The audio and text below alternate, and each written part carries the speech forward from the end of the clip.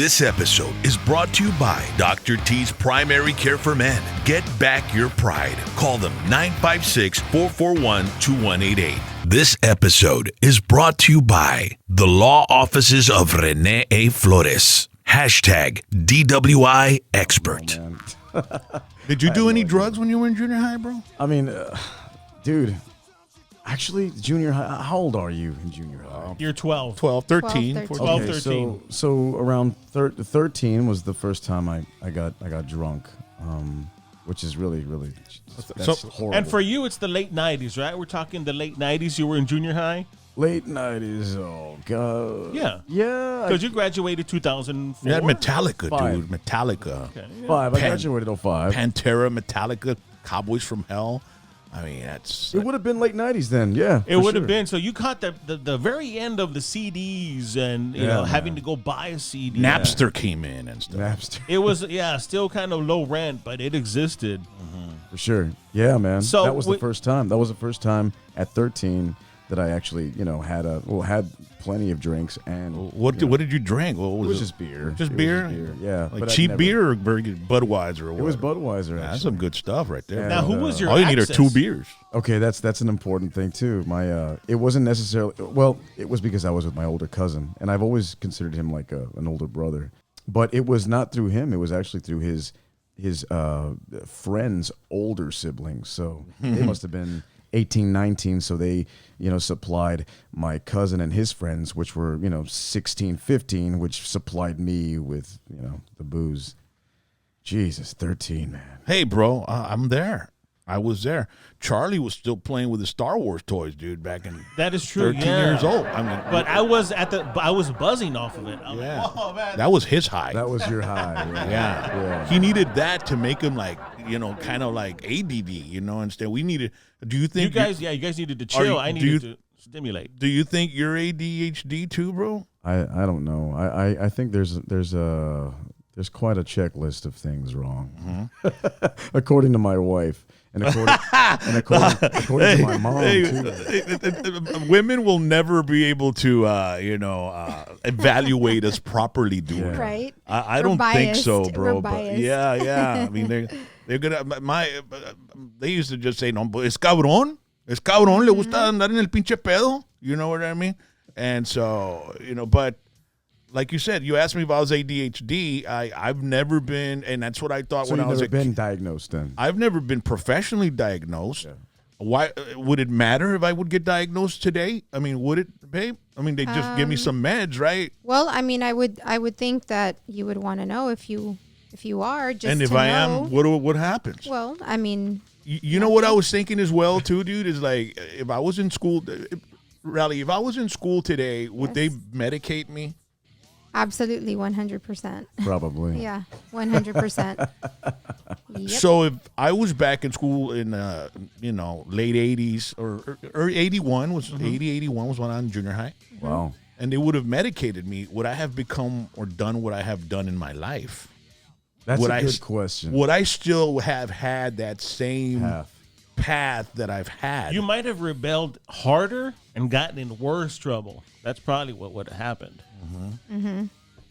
That's my diagnosis. That's your. And this guy's a college professor. Yeah, that is what I'm true. saying? So, I heard about that. That's cool, man. I wanted to ask Mark, there are different types of intelligences. There's multiple intelligences. And when it comes to music, obviously, that is your skill set. Do you write all the lyrics in Sons of Texas? Did you write a lot of those lyrics, or how did the process go for the lyrics in the Sons of Texas? Yeah, pretty much all the lyrics. I mean, there are times, I'm not gonna lie, where I'm like, I'll draw a blank here or there, and I know that John helps out a lot with as far as like lyric material or as far as like other avenues to take instead of saying this and this and this. How about this and this and this, whatever. Jesse too. Jesse's got his 2 cents in lyrics. But no, it's mostly me, man. It's mostly me, and I guess it takes like like kind of an outer perspective at like I've seen other bands in action, like as far as like in the realm of writing, and it's just weird how everybody's got their own onda. You know what I mean? Yeah, it's not a 100% done a specific way. Now Yes. you have a new single, right? Heart Without a Prayer. Is that correct? Oh yeah, my solo thing. Yeah, your solo, right? You have now. Did you write that one all by yourself? Yes, sir. What's the story on that? The story on that, man. I got pretty. So I've got a friend of mine, and this is true. I'm not trying to mask anything here. This is a friend of mine. I don't want to say too much, give away. But a friend of mine was going through some hard times, and he actually had a breakup, right? A pretty bad breakup. So I was hanging out with this kid a lot, man, and we got to know each other a hell of a lot. And so I followed both him and his girlfriend on social media. And I knew that he was going through a hard time. He was drinking a lot.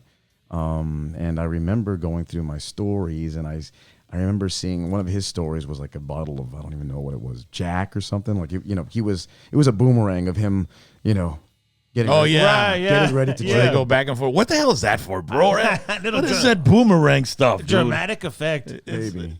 And it's odd that he did it with a deficiency. Like, hey, look at me. I'm deficient. So he had this, it was clear, it was nothing written or whatever, but it was clear that he was going to start drinking that night. Mm-hmm. And then lo and behold, the next story was the ex, and the ex had moved on, with some other guy. Oh. And so that's when it gets painful. Yeah. So when you see it. Yes, exactly. So I saw this, and and I love them dearly. That these two people were really close in my life, still are really close in my life. But to see that, it hurt, man.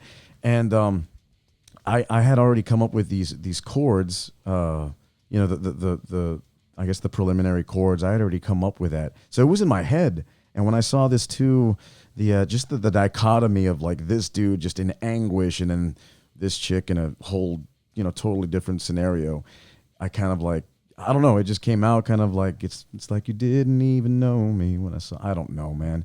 It just, it motivated you. It kind of tapped into it. Inspired you. There you go. Yeah. So it's not necessarily in first person, but it is, it's about somebody else.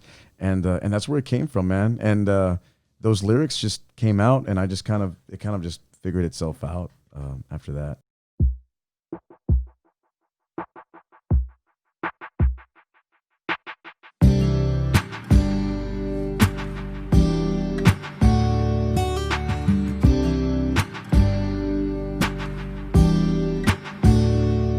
It's like you didn't even know me when I saw you today.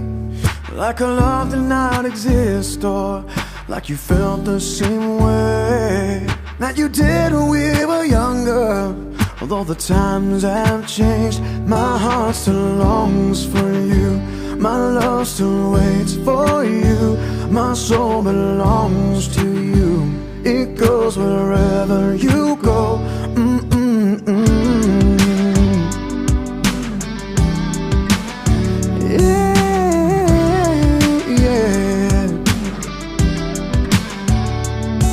Like a curse without a candle, you can't break the spell. Like a thorn without a rose, there's no reward going through hell. Like a heart without a prayer, there's no sense in any of it. My heart still longs for you. My love still waits for you. My soul belongs to you. It goes wherever you go.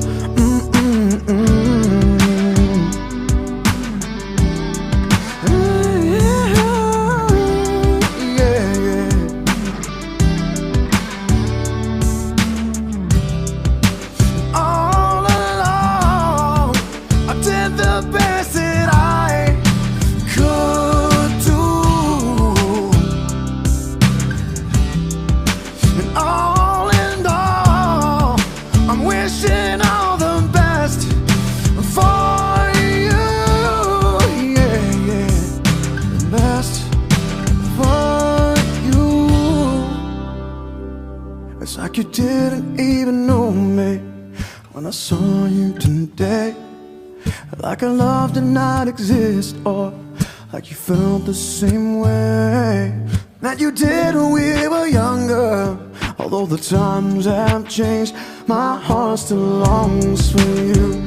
My love still waits for you. My soul belongs to you. It goes wherever you go.